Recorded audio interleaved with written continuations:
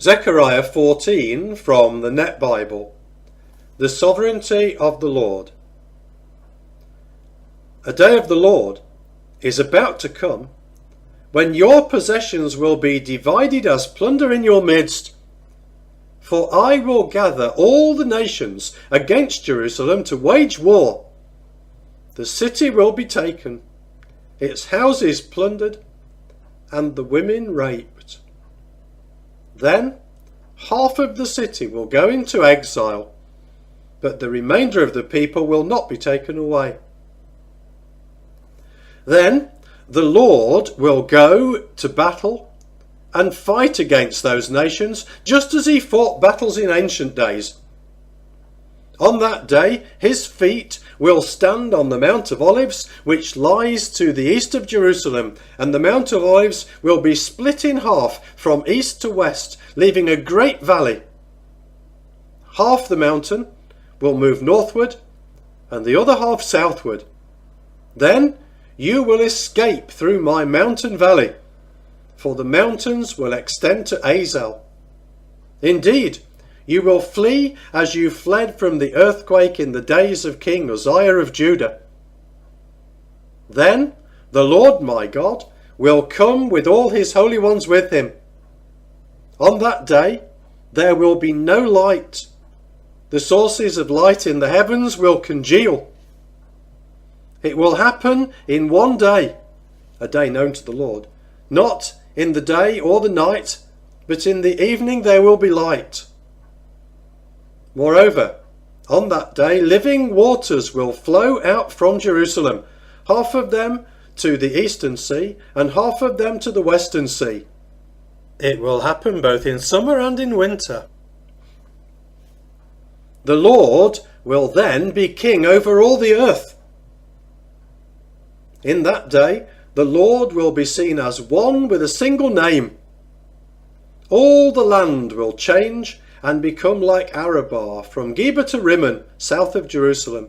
And Jerusalem will be raised up and will stay in its own place from the Benjamin gate to the site of the first gate and on to the corner gate, and from the tower of Hananel to the royal wine presses. And people will settle there, and there will no longer be the threat of divine extermination. Jerusalem will dwell in security. But this will be the nature of the plague with which the Lord will strike all the nations that have fought against Jerusalem.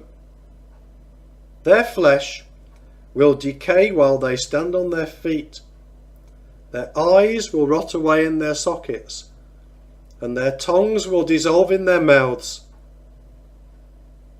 On that day there will be great confusion from the Lord among them. They will seize each other and attack one another violently. Moreover, Judah will fight at Jerusalem, and the wealth of all the surrounding nations will be gathered up, gold, silver, and clothing in great abundance. This is the kind of plague that will devastate horses, mules, camels, donkeys, and all the other animals in those camps. Then all who survive from all the nations that came to attack Jerusalem will go up annually to worship the King, the Lord who rules over all, and to observe the Feast of Temporary Shelters. But if any of the nations anywhere on earth refuse to go up to Jerusalem to worship the King, the Lord who rules over all, they will get no rain. If the Egyptians will not do so, they will get no rain. Instead, there will be the kind of plague which the Lord inflicts on any nations that do not go up to celebrate the Feast of Tabernacles. This will be the punishment of Egypt and of all nations that do not go up to celebrate the Feast of Tabernacles. On that day, the bells of the horses will bear the inscription, "Holy to the Lord." The cooking pots in the Lord's temple will be as holy as the bowls in front of the altar. Every cooking pot in Jerusalem and Judah will become holy in the sight of the Lord who rules over all. so that all who offer sacrifices may come and use some of them to boil their sacrifices in them. On that day, there will no longer be a Canaanite in the house of the Lord who rules over all.